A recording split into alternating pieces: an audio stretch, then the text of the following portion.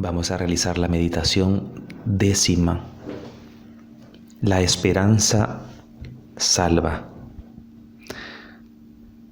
Estamos preparándonos con el ayuno del profeta Daniel estos 21 días, con miras a consagrarnos a Nuestra Señora de Guadalupe este próximo 12 de diciembre. Y la preparación no es una cuestión meramente externa, sino interior. Examinar nuestro corazón, nuestra mente, nuestro caminar de cristiano. Y sobre todo también que esta preparación lleva a entregar este tiempo, a entregar este sacrificio, estos sacrificios de ayuno del profeta Daniel como ofrenda agradable a nuestro Dios. Vamos a invocar la presencia del Espíritu Santo en nuestras vidas. En el nombre del Padre, y del Hijo, y del Espíritu Santo. Amén. Ven, Espíritu Santo, ven, ilumina los corazones de tus fieles y enciende en ellos el fuego santo y divino de tu amor. Envía, Padre, tu Santo Espíritu y todas las cosas serán recreadas y renovarás la faz de la tierra. San José, esposo de la Virgen María, ruega por nosotros. Santa María, asiento de la sabiduría, ruega por nosotros. En el nombre del Padre, y del Hijo, y del Espíritu Santo. Amén. En este día, hermanos, hijos queridos, todos, quiero que nos centremos nosotros en una carta encíclica del Papa Benedicto XVI que escribió a toda la Iglesia para animarnos a nosotros a recordar la importancia de la esperanza en nuestra vida cristiana. Recordemos que la esperanza es una virtud teologal, es decir, que ha venido de Dios mismo, que Dios mismo, por medio de su revelación, por medio de su anuncio y la encarnación de Jesucristo, nos ha dado una manera nueva de vivir. Pues entonces he querido tomar algunas ideas de esta encíclica de nuestro Papa Emérito Benedicto XVI. En la carta de los Romanos, el capítulo 8, versículo 24, se nos cuenta: en esperanza fuimos salvados, dice San Pablo a los romanos. Y también ese mensaje se nos ha dirigido a nosotros. Según nuestra fe cristiana, la redención, es decir, la salvación, no es simplemente un dato de hecho. Se nos ofrece a nosotros la salvación en el sentido en que se nos ha dado la esperanza, dice el Papa Benedicto. Una esperanza fiable gracias a la cual podemos afrontar nuestro presente. Este presente que, aunque sea doloroso, fatigoso, engorroso, a veces incomprensible, donde tenemos que llorar, donde tenemos que sufrir inevitablemente, podremos vivir y aceptar y llevar hacia adelante gracias a una meta. Es decir, podemos estar seguros de que existe una razón importante en nuestra vida por la cual nosotros asumimos nuestros sufrimientos, los sacrificios. Y esta meta es tan grande, es una meta que vale la pena ofrecer sacrificio, esa meta que justifica nuestros esfuerzos en esta vida terrena. Y entonces se pregunta el Papa Benedicto XVI, ¿de qué tipo de certeza se trata esta respecto a la esperanza? Pues la esperanza es una palabra central en la Sagrada Escritura. Está en el punto de muchísimos pasajes en el Antiguo Testamento. Se puede también entender como fe a la vez que esperanza. Parecen ser intercambiables, En la carta a los Hebreos, por ejemplo, une estrechamente la plenitud de la fe, en el capítulo 10, versículo 22, con la firme confesión de la esperanza, en el capítulo 10, versículo 23. También cuando en la primera carta de Pedro exhorta a los cristianos a estar siempre prontos para dar una respuesta, es decir, un sentido, una razón de su esperanza para aquellos que la preguntan. Hay gente que nos pregunta a los sacerdotes, ¿por qué ustedes se visten de esta manera como curas, con nuestro clerical, o nos revestimos cuando vamos a la Eucaristía, o por qué nos casamos? ¿O por qué no el divorcio entre las personas que ya están casadas? ¿O por qué tenemos una manera de vivir distinta a la del mundo? Porque el mundo cuestiona nuestra manera de vivir, tanto de los curas como de los laicos que están consagrados en su vida ordinaria. ¿Por qué esto es tan frecuente en los jóvenes? ¿Por qué la Iglesia le dice a los jóvenes que no tengan relaciones sexuales si eso es lo mejor que hay? Hay una razón fundamental, es la vida eterna, la resurrección de los muertos, la vida, la visión beatífica de Dios. Entonces, San Pedro nos dice a nosotros que estamos llamados a dar razón de nuestra esperanza, de nuestra fe. Esa esperanza entonces equivale a la fe. El haber recibido como don una esperanza fiable, que fue determinante para la conciencia de los primeros cristianos, nuestros antepasados, yo le digo antepasados en la fe, que sigue siendo presente. Cómo nuestros primeros cristianos fueron capaces de marcar el camino para la diferencia entre la gente ordinaria de aquellos primeros siglos que llamaban la atención de todas las personas. Como se pone de manifiesto también cuando la existencia cristiana se compara con la vida anterior a la fe, o con la situación de los seguidores de otras religiones. Muchísima gente, cuando ve a una religiosa con el velo, es decir, cuando está cubierta su cabeza, llama mucho la atención, porque manifiesta una consagración. Y cuando me refiero a consagración, me estoy refiriendo a la separación de este mundo. Aunque está en este mundo, la persona religiosa está en el mundo, pero no es de este mundo. San Pablo entonces recuerda a los efesios cómo antes de su encuentro con Cristo no tenían en el mundo ni esperanza ni Dios. Es que hay una gran diferencia, no sé si ustedes que me escuchan, hermanos, hay una gran diferencia en el antes y el después de conocer a Jesucristo. Un antes no había esperanza, la vida no tenía sentido, vivíamos amargados, cuestionamos todo, conflictos interiores y conflictos exteriores en nuestra vida. No le dábamos sabor a nuestra existencia. Todo nos molestaba. Y sobre todo, caer en el pecado nos daba igual. No teníamos conciencia del pecado. No teníamos conciencia de que le faltábamos a nuestro prójimo, a nuestros hermanos. No teníamos conciencia que el aborto es pecado. Que vivir en adulterio es pecado, que tener relaciones prematrimoniales es pecado, etcétera, etcétera. No había conciencia en nosotros. Pero cuando tenemos el encuentro personal con Cristo, cuando nos hemos encontrado con un Jesucristo vivo, actuante, y nos empieza a anunciar este Jesucristo vivo, la Iglesia. Cuando la Iglesia nos empieza a nutrir, a llenarnos de fe.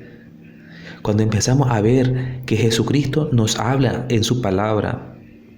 en los acontecimientos de nuestra vida, cuando percibimos que Dios nos habla en las circunstancias de nuestra vida, que empezamos a dialogar con Dios. Y cuando le pedimos perdón a Dios por medio de los sacramentos, y cuando empezamos a leer, a prepararnos, a formarnos y a decir esto que me enseña la iglesia, porque la iglesia es el cuerpo de Cristo, es el mismo Cristo la iglesia. Y cuando la iglesia me enseña cómo debo de seguir a Jesucristo, a mi amado, a mi Señor, a mi Dios, y me doy cuenta de que habían comportamientos en mi vida que eran contrarios y que ofendían a Jesús, entonces, pues empezamos este camino de conversión. A eso se refiere entonces San Pablo, que le decía a los efesios, cómo antes de su encuentro con Cristo no tenían en el mundo esperanza en Dios. Y después del encuentro personal con Cristo, los sufrimientos que uno empieza a sobrellevar, pensando en que de esa manera también uno mismo se une a Jesucristo, como lo decíamos ayer, unirnos a Jesús en el sufrimiento. Y es que no es que nos guste, hermanos, sufrir, es que es parte esencial de nuestra vida el sufrimiento. Tarde o temprano vienen los sufrimientos, pero nosotros que estamos preparándonos con este ayuno, con esta consagración a nuestra Madre, teniendo presente en las intenciones de todos estos días, sabemos que los sufrimientos que nosotros voluntariamente estamos aceptando, como Jesucristo aceptó voluntariamente el padecimiento de su pasión y de su cruz, su muerte, nos estamos uniendo a Jesucristo para la redención de nuestros hermanos y para la santificación de la iglesia, porque somos una comunión. Recordemos que en la iglesia está la comunión de los santos, es decir, unos a otros compartimos los bienes de nuestra santificación. Unos a otros compartimos las gracias que Dios nos va concediendo a unos y a otros. Por ejemplo, el comulgar por un difunto, el hacer obra de caridad por las personas, por los que no conocen a Jesucristo, ofrecer limosna por la evangelización, para que hayan gente, sacerdotes, misioneros que puedan llevar el mensaje de Jesucristo. La persona enferma ofrece sus sufrimientos a Dios voluntariamente para la remisión de los pecados de las personas que están en el purgatorio. Pues bien, hay una diferencia grandísima entre antes de haber conocido a Cristo y después de conocerlo. Se habían entonces demostrado esas situaciones en la antigüedad que las personas vivían disolutamente, aunque buscaban ser felices, pensaban que ser feliz es acumular cosas, tener placeres, tener prestigio. Y la felicidad no está ahí. Está en saber que hay alguien que me ama, que me quiere, que dialoga, que tiene un proyecto aún en medio de los problemas de la vida y aún a pesar de la muerte que voy a sufrir tarde o temprano. Pues bien, Pablo se refería en este sentido, escribiendo a los tesalonicenses, que no se afligieran como los hombres sin esperanza. Primera de Tesalonicenses capítulo 4 versículo 13. Los hombres sin esperanza no están abiertos a la vida en nuestro tiempo. Aquí en Europa es muy triste, muy lamentable. Y lo repito, Y se los he dicho a mis hermanos de Estados Unidos, a donde pues también me puedan escuchar. Europa necesita el Evangelio urgentemente. Necesita la esperanza. Europa ha aprobado leyes inicuas, leyes que están para eliminar a la vida naciente, a los bebés, a los niños no nacidos, y también ahora para eliminar a la vida que fenece, al ancianito, al viejito, al enfermo. Ya no estamos seguros en Europa. Si las leyes y los gobernantes están para cuidar a los débiles, para que el Estado proteja a los débiles, a los necesitados, no para eliminarlos, porque los considera un estorbo. Están muchos cristianos en Europa sin esperanza. No están abiertos a la vida. Muchos quieren irse de este mundo con su propia voluntad, no a la voluntad de Dios. Por eso estamos haciendo estos ayunos. Por eso queremos consagrarnos a nuestra Madre, la Virgen, para avivar nuestra fe, para llevar esperanza a los demás, para que nos dé fortaleza a los sacerdotes, para proclamar esta verdad, que tengamos la valentía, que dejemos la comodidad, que dejemos estas comodidades o tener una vida resuelta, sino apostar por Jesús y por su iglesia.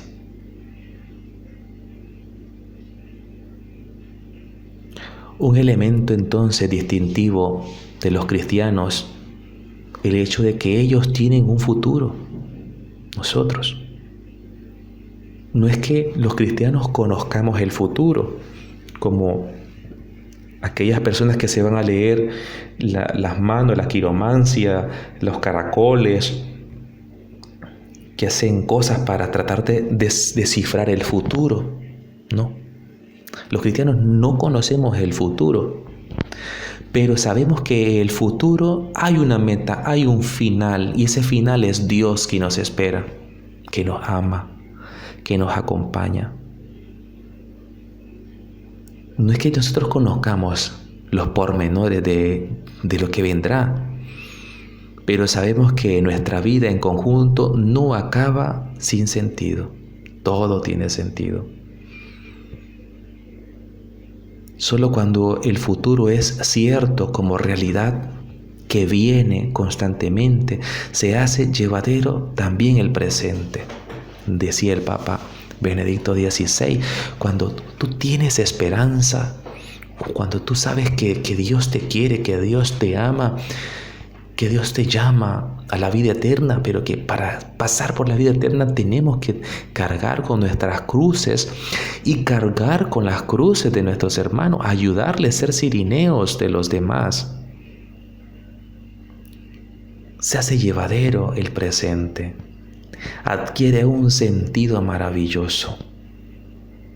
Lo digo por experiencia, hermanos, hijos queridos.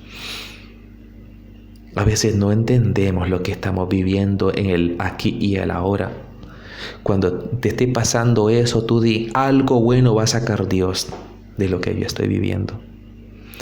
Dios va a transformar esto que yo estoy viviendo para ayudar a los demás. Cuando yo estaba en el seminario, aún comparto con todos vosotros, cuando estuve en el seminario me dio una crisis. A todos nos da crisis, de una u otra manera. Y entonces yo me quería salir del seminario y mi director espiritual me decía, en tiempo de crisis no se toman decisiones, no tomes decisión. Y entonces decía en mis adentros, Señor, yo sé que lo que yo estoy viviendo en este momento me va a servir para ayudar a los demás, para entender a los demás. Ahora estoy sufriendo, Señor. Yo te ofrezco mis sufrimientos, pero yo sé que tarde o temprano como sacerdote esto me va a servir para guiar a los demás. Tuve esa visión. Igualmente te invito a ti, hermano, hermana, hijo querido, de la costumbre de decir hermanos también. Si tú estás viviendo alguna situación límite, bendecid a Dios. Dile, bendito sea Señor. Ofrécela a Jesús. Y di, Señor, yo sé que esto que yo estoy viviendo me va a ayudar a guiar, a orientar a otro hermano para que te conozca, Jesús. Esto me va a servir de testimonio para ti.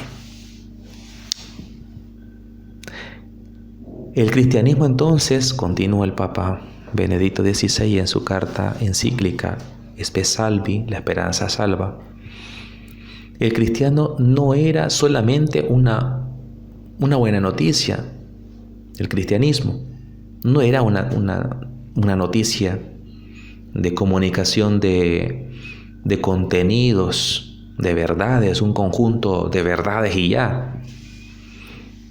En nuestro lenguaje, dice Benedicto XVI, se diría, el mensaje cristiano no era solo informativo, sino performativo. Eso significa que el Evangelio no es solamente una comunicación de cosas que se pueden saber, sino que esa comunicación que se realiza, que realizamos los cristianos, puede cambiar la vida de las personas y nos cambia a nosotros. Usted puede ser que no conozca muchas cosas de la Iglesia Católica, pero usted quiere conocer mejor su fe y la Iglesia Católica. Comparta su fe. Cuanto más compartas tu vida de fe con los demás, mejor entenderás la fe de la Iglesia.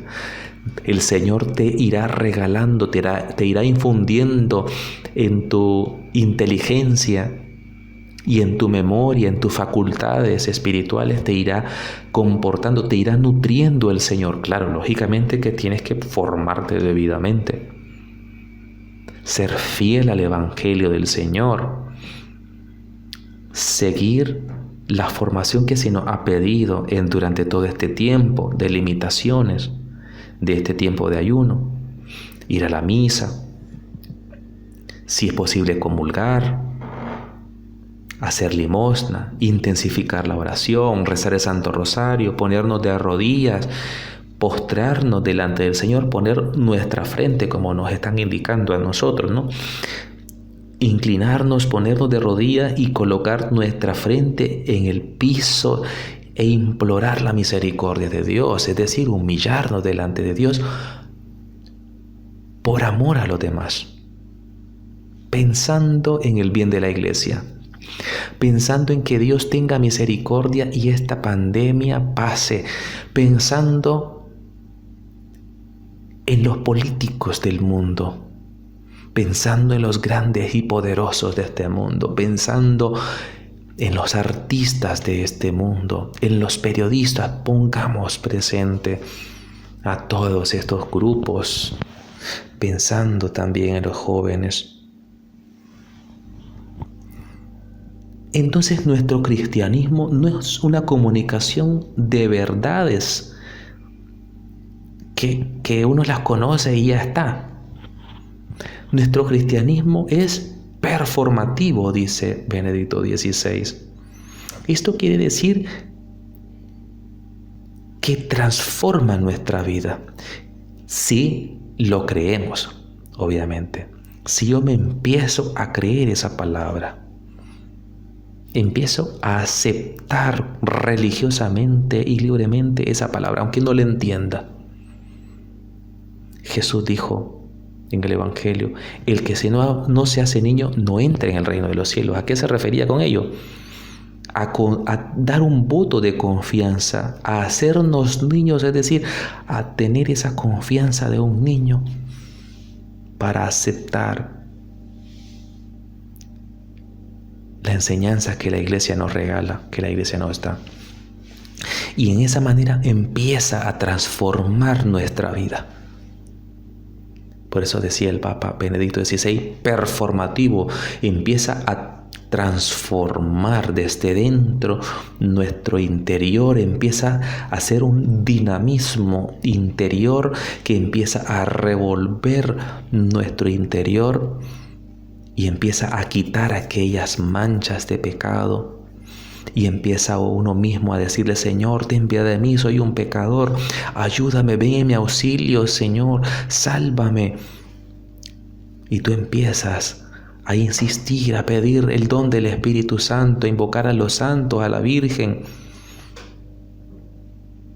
Y esa transformación que le llamamos performativo, la transformación interior, se empieza a manifestar también con el deseo de ayudar a los demás, de rezar por los demás, principalmente por los enemigos, por los inquietos, asumir los defectos de los demás, a ser paciente con los defectos de los demás.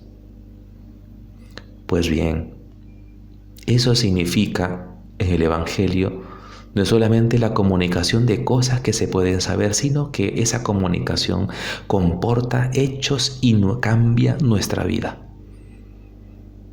Es que ese es el cristianismo, eso es nuestra fe cristiana, empieza a cambiar. Hay estadísticas que cuentan que la Iglesia Católica va para abajo en sus números, en el número de cristianos. No importa eso, aunque nos debe de preocupar, pero la primera preocupación que debemos de tener nosotros es tener contacto con Jesús y rezar por los demás cristianos para que lo conozcan, lo amen, le sirvan. No nos dejemos llevar por las estadísticas, preocupémonos nosotros en nuestro camino, sí, y pidámosle la guía al Espíritu Santo para que extienda el fervor de la fe. Entonces, la puerta oscura del tiempo, que a veces uno se preocupa por el tiempo, lo que va a suceder, se preocupa por el futuro. Esa preocupación por el futuro y por el tiempo, cuando uno mismo tiene esperanza en Dios, confía en el Señor, abre las puertas a Dios, esas puertas del futuro quedan abiertas de par en par. Y la persona que tiene esperanza vive de una manera distinta el presente, de una manera con confianza. Obviamente que aunque esperamos el futuro, ese futuro transforma nuestro presente y nos tiene que preocupar nuestro presente. ¿En qué consiste entonces la esperanza en cuanto a redención? Redención, la palabra redención quiere decir libertad, capacidad de tener serenidad, paz, de un estado del alma en el cual uno no se siente en peligro, que no está en peligro. Esa es la redención, sentirnos redimidos. La persona que ha caído en el pecado, es decir, el que cae en pecado comete un delito. Y ese delito pues tiene una consecuencia, tiene una culpa. El delito tiene una culpa, es decir, una responsabilidad. Y esa responsabilidad se tiene que asumir las consecuencias de esa responsabilidad. Entonces, la consecuencia de eso es que uno mismo tiene que asumir una pena, tiene que pagar el delito. Y el saber que uno tiene que pagar ese delito le genera sufrimiento. Un sufrimiento de saber de que va a la cárcel. Pues la redención significa que Jesucristo, nuestro Señor, perdona la pena. Perdona ese delito. Y uno mismo siente paz ante esa situación. Es decir, que aunque hay consecuencias, porque el delito, el pecado tiene consecuencias en nuestro entorno, es decir, afecta a los demás, tenemos que reparar las consecuencias del pecado. Entonces, Jesucristo nos perdona el pecado, pero tenemos que asumir las consecuencias de nuestro pecado. Y cuando amamos a Dios, cuando sabemos que Dios está allí, cuando sabemos que Dios está con nosotros y nos acompaña, podemos asumir las consecuencias de una manera serena y en paz. ¿Cómo lo ha dicho entonces el Señor? ¿Ve? El tema de la redención. La redención de nuestros pecados, la redención del género humano, es decir, ya no estamos nosotros en una vía oscura, sino que estamos a la luz de Dios y que aunque tenemos que asumir las consecuencias del hoy, de nuestra historia, de nuestras faltas, sabemos que esto que yo voy a asumir, los sufrimientos de la vida que yo voy a asumir, se lo voy a ofrecer a Jesús, se lo voy a ofrecer a Dios y por amor a Dios.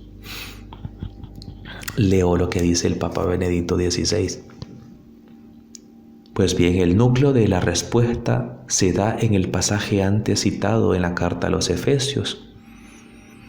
Antes del encuentro con Cristo, los efesios estaban sin esperanza, porque estaban en el mundo sin Dios. Llegar a conocer a Dios, al Dios verdadero, eso es lo que significa recibir esperanza. Para nosotros que vivimos desde siempre con el concepto cristiano de Dios y nos hemos acostumbrado a Él, el tener esperanza que proviene del encuentro real con este Dios resulta ya casi imperceptible. Pero para mucha gente que no ha conocido a Jesucristo, esto es algo nuevo. Y puede ser algo nuevo también para nosotros. Recapitulo lo que he querido decir e invitarles, hermanos. Jesucristo ha venido a este mundo y nos ha redimido a nosotros. Y el saber, el mensaje que nos anuncia la Iglesia, nos llena a nosotros de fe en que ese Cristo que ha venido a este mundo, que está presente en el mundo de una manera velada. Sabemos que los sufrimientos que ahora estamos padeciendo, consecuencia de los males, de los pecados que otros han cometido, junto con los pecados que hemos cometido nosotros, luego de confesarlos, de pedirles perdón a Dios y que Dios nos perdona a nosotros, pero que esos pecados tienen consecuencia en nuestra vida, que nos van a seguir generando sufrimiento, esos sufrimientos que ahora estamos teniendo son llevaderos, son ligeros. Si tenemos puesta nuestra mente y nuestro corazón en la meta de que Dios es nuestra meta, de que Jesucristo nos espera, que la vida no termina con la muerte, sino que la muerte es un paso para ver a Dios en la otra vida. Y por eso nos transforma nuestra existencia. Pensar en la vida futura, en el cielo, pensar en Dios, Pensar en que Jesús me acompaña hoy y me acompaña en el mismo misterio de la muerte y me acompañará en la resurrección de los muertos, me hace más llevadero los sufrimientos del presente, los padecimientos del presente. Que esos padecimientos que ahora los sentimos pesados pueden ser llevaderos cuando tenemos a Jesucristo, cuando esperamos en Él, cuando sabemos que Él es quien nos sostiene y que esos sufrimientos son consecuencias del pecado en el mundo, de los pecados que otros cometieron y que nos afectaron a nosotros junto con los pecados que nosotros hemos cometido faltándole a la voluntad de Dios y que luego de haberlos confesado asumimos serenamente en el hoy de nuestra historia. Que el Señor en este día 10º nos dé a nosotros la fuerza de vivir intensamente nuestra fe y de poder asumir las realidades de la vida de una manera serena y en alabanza al Padre Eterno por medio de Jesucristo su Hijo, guiados por el Espíritu Santo. En el nombre del Padre y del Hijo y del Espíritu Santo. Amén.